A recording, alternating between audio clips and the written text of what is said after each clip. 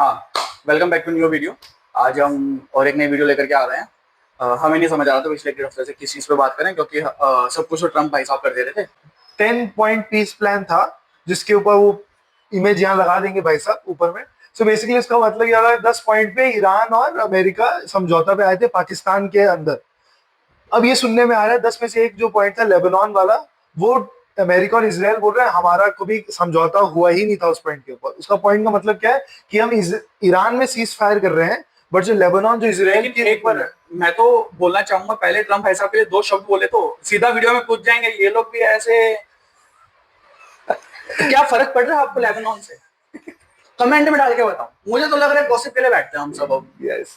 So basically अगर Trump के ऊपर तो कमेंट करना है तो थोड़ा सा तो बुढ़ा सटिया गया है but this is very normal. मतलब सेकेंड टर्म प्रेसिडेंसी में ऐसा ही होता है।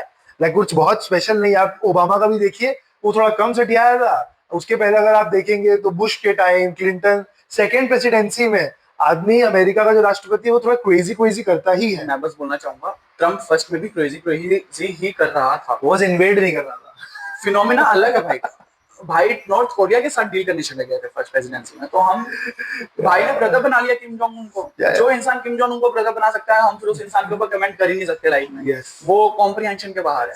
अब जो 10 पॉइंटर की भाई साहब बात कर रहे थे, भाई साहब ने ले तो कर दिया आपके सामने। Yes. जी भाई साहब कंटिन्यू करें, लेबनान के बारे में क्या किया? सो बेसिकली क्या हुआ कि जो सीज फायर था वो 2 वीक का था, और वो यहाँ तक कि लेबनान में भी सीज फायर हुआ कि लेबनान अब मेजोरिटी शिया हो गया है और वो ईरान का आयतुल्ला को मानते हैं। तो इसलिए ईरान का एक्सटेंशन मान लीजिए जो इसराइल के ठीक ऊपर है लेबनान, तो वहां पे भी उनको सीज फायर चाहिए था, जो कि इसराइल ने मना कर दिया। फुल बमबारी मचा रखा है वहां पे एकदम। तो वहां पे तो इस चक्कर में क्या हो गया है कि अब वापस से ईरान और जो जीसीसी है वहां पे आपका जो दुबई हो गया, आपका अबू धाबी, आपका रियाद और जितने भी कुवैत, बहरीन जैसे सारे जो देश हैं सबके ऊपर बमबारी वापस से स्टार्ट हो गया है। तो जो सीज फायर था वो ज्यादा दिन तक टिका नहीं है। दूसरा चीज जो हुआ है इस पूरे वॉर से, जो 10 पॉइंट प्लान है, बाकी सब उनमें से यही था कि आप ईरान को देते हैं, अलाउ करते हैं स्टेट ऑफ हॉर्मूज के लिए $2 मिलियन वो लेंगे वहां पे।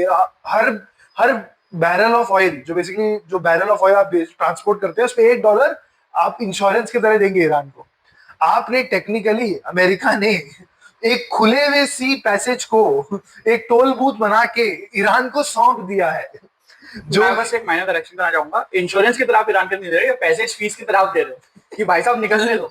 जैसे टोल लगाते ना अपने, गुड़गांव दिल्ली वाला टोल जब हटाया था हम कितने खुश हुए थे, है ना? तो अब आप ये समझो रिवर्स हो गया है। गुड़गांव दिल्ली आप रोज ट्रैवल कर रहे हो, टोल नहीं था, अब लगेगा। कितना छाती में दर्द होगा, आप समझ रहे हो?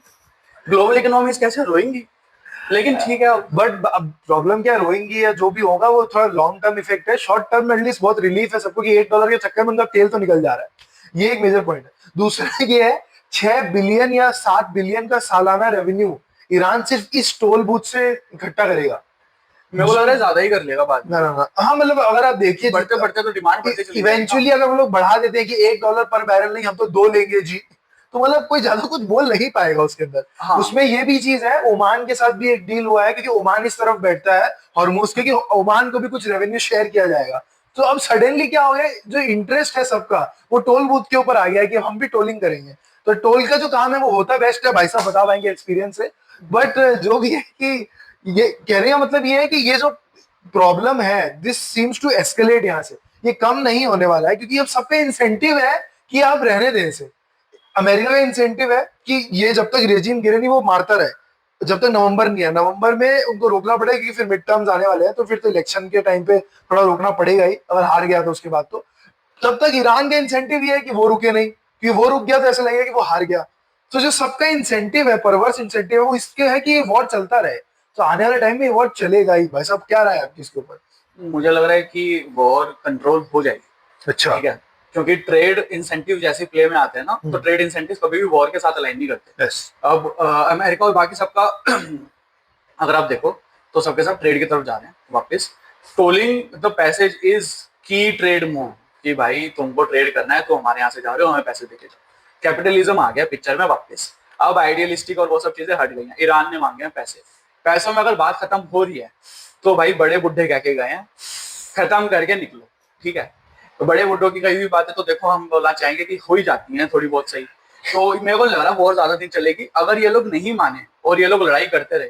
तो अलग बात है। अगर सेटलमेंट नहीं होती है, अगर इसके ऊपर सेटलमेंट हो जाती है, तो मुझे नहीं लग रहा फिर वॉर होगी। फिर तो मेरे को लग रहा है ये लोग एक और बॉडी अलग बनाएंगे जो कि कंट्रोल करेगी कि भाई प्राइसेस कितने होने बेसिकली चाहिए जो कितने नहीं। सुएज कनाल के साथ उन्होंने किया था इजिप्ट वाले चक्कर में, सेम। क्योंकि प्रॉब्लम क्या है, आप ईरान का इतना लंबा कोस्ट लाइन है वहां पे, ईरान को पूरा उस हॉर्मुज को पेट्रोल करने की जरूरत भी नहीं है। एक शिप को अगर वो उड़ा देना कहीं से भी पूरा अपने कोस्ट लाइन से, वो जो जा रहा है ट्रांजिट में, सारे के इंश्योरेंस प्राइस बढ़ जाएंगे, क्योंकि वो लोग बोलेंगे भैया फिर इंश्योरेंस करने का मतलब ही नहीं है। बिना इंश्योरेंस के सब शिप चलती नहीं है, क्योंकि इतना बड़ा कार्गो आप लेके जा रहे हो, तेल और ये सब, तो बिना इंश्योरेंस के तो शिप्स चलती नहीं है। तो वो पूरा इकोसिस्टम हैम्पर होता है सप्लाई चेन में। ऑब्वियसली। और सप्लाई चेन फाइनेंस में कॉस्ट ऑफ क्रेडिट बढ़ रहा है, सब बढ़ रहा है। अब मैं बता रहा हूँ, तेल से ज्यादा आज की डेट में जो चैलेंज आया हुआ है वो है कि आपका कॉस्ट ऑफ क्रेडिट बढ़ती जा रही है कंपनी कंट्रीज के लिए, ठीक है। आपका कॉस्ट ऑफ ट्रेड बढ़ता जा रहा है। आप एक बार को तेल अगर फिर भी सिक्योर कर लोगे, लेकिन आपका जो परमानेंट कॉस्ट बढ़ती जा रही है ना, वो ज्यादा डेट्रीमेंटल है, और जो कि लॉन्ग टर्म में दिखेगी। तेल तो चलो अभी इम्पैक्ट दिखना चालू होगा, क्योंकि 40-45 दिन हो गए। 40-45 दिन इज द यूजुअल टाइम जो कि शिप्स को लगता है। अब इसके बाद अगला अलॉटमेंट नहीं पहुंचेगा लोगों तक, क्योंकि एक तो इन लोगों ने की इंफ्रा उड़ा दिया है, तो कैपेसिटी आधी हो गई है तेल बनाने की। अब उसके अंदर ये लोग पहुंचाएंगे तो ये लोग उतना तेल पहुंचा ही नहीं पाएंगे, और प्रैक्टिकली पॉसिबल नहीं। अब अगर इन लोगों ने और डैमेज आगे किया, तो फिर यही है कि भाई शैतान बैठा है इनके दिमागों पे, कुछ भी करवा रहा है, क्योंकि इसके अलावा तो कोई और लॉजिकल सेंस मुझे लग नहीं रही इनकी लड़ाई की। क्योंकि लड़ाई का इन लोगों ने पर्पस, ईरान ने खुद फॉर्मली बोल दिया कि उनके जो मेजोरिटी पर्पस और मेजोरिटी उनके जो एम था इस वॉर से, उन लोगों ने अचीव कर लिया। अगर वो लोग अचीव कर चुके मेजोरिटी एम, तो वो लोग के पास और इंसेंटिव नहीं है लड़ाई करने का। और ट्रंप वाला भी ट्रंप बोल ही चुका है। ट्रंप अगर विक्ट्री क्लेम कर चुका है, वो अगर बोल चुका है कि 15 दिन है और अब हम डील स्ट्राइक करने वाले हैं, पाकिस्तान जाकर के लोग डील स्ट्राइक करेंगे तो ठीक है। और पाकिस्तान भी इसलिए चूज किया होगा बिकॉज पाकिस्तान एक तो अमेरिका का वही ये पिल्ला है हमारा। देखो पाकिस्तान को हमको एकदम ऐसे क्या ही बोले, बहुत सुनहरे शब्द आते हैं हमारे मुंह में जो हम यहाँ पे बोल नहीं सकते, तो हम इतना बोल जाएंगे अमेरिका का पिल्ला है, साथ में ईरान का भी पिल्ला है, दोनों इसको अपनी साइड बिच की तरह ट्रीट करते हैं। And what is the best way to negotiate in front of your side bitch. So बस वही है और कुछ नहीं है। एक इम्पॉर्टेंट चीज में ये भी है कि बहुत लोगों को क्या था कि जीसीसी चाहता है ये वॉर खत्म हो जाए। एक्चुअली क्या उनका इंसेंटिव भी नहीं है कि वॉर जल्दी खत्म हो।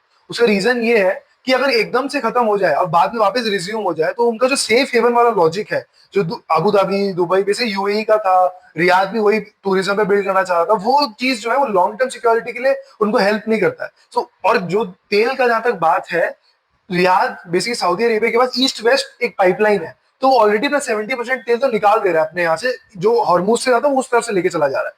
और जो दुबई है वो भी ऑलमोस्ट अपना आधा से ज्यादा तेल राउट कर ले रहा है, और उनका फ्लाइट स्टिल चल रहा है। ओमान को इतना इशू है नहीं।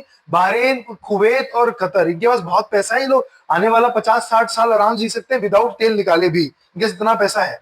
कहने का मतलब क्या है, भाई साहब जो बोल रहे हैं कि सबका इंसेंटिव अलाइन हो रहा है वॉर खत्म करने के लिए, एक्चुअली इंसेंटिव अलाइन इस चीज के लिए हो रहा है कि वॉर एक डिसाइसिव वे में एंड हो, कोई भी एक प्लेयर निकल के आए, जो भी हो फाइनल हो, फुल एंड फाइनल सेटलमेंट। ये चीज ना पारिवारिक डिस्प्यूट्स में बहुत बार देखते हैं कि जब भी आप आते हो, कोई भी लड़ाई स्टार्ट हो गया, कोई चाहता नहीं लड़ाई स्टार्ट हो, बट एक बार जब लड़ाई स्टार्ट हो गया है तो आप चाहते हो खत्म होके निकलेगी, बार बार नहीं होगी, ताकि कोई फालतू डिस्प्यूट बढ़ता नहीं जाए। भाई साहब क्यों रोक रहे हैं आप, क्या दिक्कत हो गया? ये पॉलिटिकल और कंट्रोवर्शियल जो टेंजेंट भाई साहब पकड़ रहे हैं, मैं इस वीडियो में यहीं पे अपनी शक्ल हटाना चाहूंगा। आप बोलते तो दूसरा पॉइंट ये है कि अब इंडिया के लिए क्या बेनिफिशियल है और क्या इंडिया का प्ले हो सकता है यहाँ पे, जो मैं देख रहा हूँ यहाँ पे दो चीजें हैं, दो या तीन चीजें मेरे को समझ में आता है। एक तो ये है कि जब भी ये सब वॉर खत्म होगा, इंफ्रास्ट्रक्चर उनको वापस से बनाना पड़ेगा अपना सारा, ऑलमोस्ट ऑयल गैस हो गया, बहुत सारा बिल्डिंग्स, हॉस्पिटल्स, उसके बाद आपका लाइक क्या नाम है, हॉस्पिटैलिटी में आपका होटल्स हो गया, बहुत कुछ डिस्ट्रक्शन हुआ है। दुबई में भी बहुत सारा डेटा बाहर निकल गया, क्योंकि वहां पे सरकार ने बहुत क्लैम्प डाउन किया है, अब वीडियो शेयर नहीं कर सकते और बहुत कुछ है रिस्ट्रिक्शन। सेम रियाद में है, सेम कुवैत, सेम बहरीन। तो ये जो पूरा रीबिल्डिंग अपॉर्चुनिटी है वो मोस्टली इंडिया, पाकिस्तान इसी रीजन की तरफ वापस आएगा, या चाइना के पास भी, बट जनरली वो रीजन में इंडिया ही बिल्ड करता है, इंडिया इंडियन कंपनीज। तो बहुत सारी कंपनीज है जो ऑलरेडी ईपीसी स्पेस में है, जो जिनके ऑलरेडी टाइप्स है, सऊदी हो गया, दुबई और हो गया, तो उनको ये सब अपॉर्चुनिटीज मिलेंगी फॉर श्योर। दूसरा चीज क्या है जो उससे भी इंपॉर्टेंट है, वो ये है कि आने वाला टाइम में आप देखेंगे कि जो डाउनस्ट्रीम इफेक्ट्स है तेल का, तेल से प्लास्टिक बनता है, नेप्थलीन जो नेचुरल गैस आता है उससे नेप्थलीन बनता है, फर्टिलाइजर बनता है। डाउनस्ट्रीम इफेक्ट जो है उसमें भी देखेंगे बहुत सारा इफेक्ट पड़ते हुए। सरकार का प्लास्टिक का ईपीआर नियम भी आ रहे हैं, तो प्लास्टिक के ऊपर प्रेशर आप बनते देखेंगे यहाँ पे। तो जो प्लास्टिक के ऑल्टरनेटिव्स हैं उसके ऊपर फोकस धीरे धीरे आई फील कि बढ़ेगा, और आउटपुट भी बढ़ेगा, ऑफटेक भी। तो वो एक सेगमेंट है जिसपे मैं ध्यान दूंगा, क्योंकि प्लास्टिक का जैसे जैसे दाम बढ़ेगा, तेल का जैसे दाम बढ़ेगा, तो उस पूरे सेगमेंट पे वर्क होना चाहिए। तीसरा चीज जो है वो ये है कि बायोफ्यूल्स इन जनरल जो है बहुत ज्यादा अपटिक हुआ नहीं, एथेनॉल ही है जो सबसे ज्यादा अपटिक पे बैठा है। पर जो बाकी के बायोफ्यूल, बायोगैस हो गया, सीबीजी हो गया, ऑब्लिगेशन था, बट सरकार कभी इतना लाइक होता है क्लैम डाउन नहीं किया है ओएमसी के ऊपर। क्या आपको ध्यान देना होगा, ब्लेंडिंग कौन करता है? After all Indian oil, BPCL, HPCL, ये लोग ही ब्लेंडिंग करते हैं। सरकार ज्यादा प्रेशराइज नहीं कर रही थी पीएसयूज के ऊपर।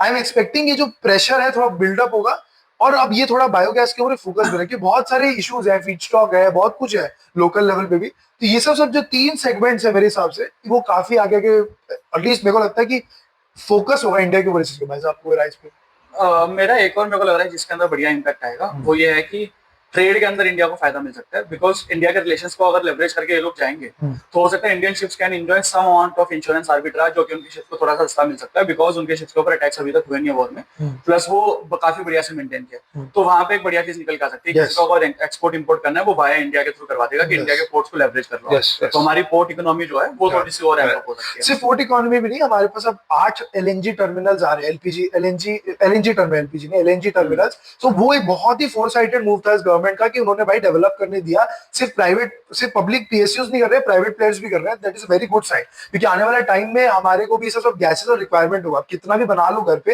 ये सब गैसेस का रिक्वायरमेंट फिर भी रहेगा। We are not still a country जहाँ पे हर जगह खोदो और गैस और तेल निकल रहा है। तो दैट इज समथिंग जो फोरसाइट था। और विलिनियम पोर्ट जो है, जो आपका केरला में आ रहा है, उसके अंडमान में भी अपना पोर्ट बना रहे हैं। Very good move, personally it feels like कि ये स्ट्रेटेजिकली साउंड मूव है। आने वाले टाइम में इंडिया को काफी ज्यादा स्पेस मिलेगा करने में।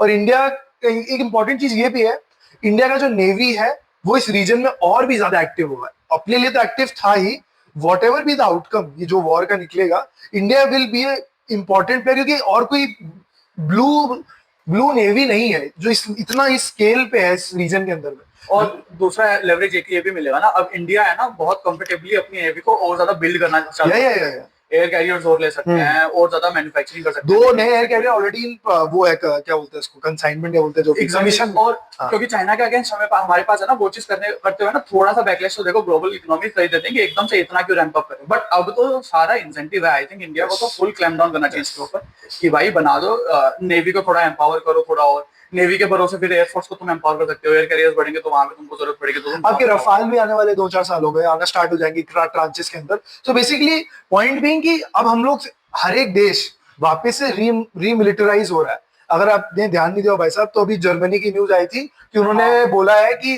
कंस्क्रिप्शन के लिए अगर आपको कोई एज रेंज में 18 से कितना है, अगर आप 18 से 25 30 बढ़ा दिया है, 32 कर दिया। अगर आप 3 महीना से ज्यादा जर्मनी छोड़ के जा रहे हैं तो आपको पहले एक परमिशन लेना होगा, तभी आप जा सकते हैं।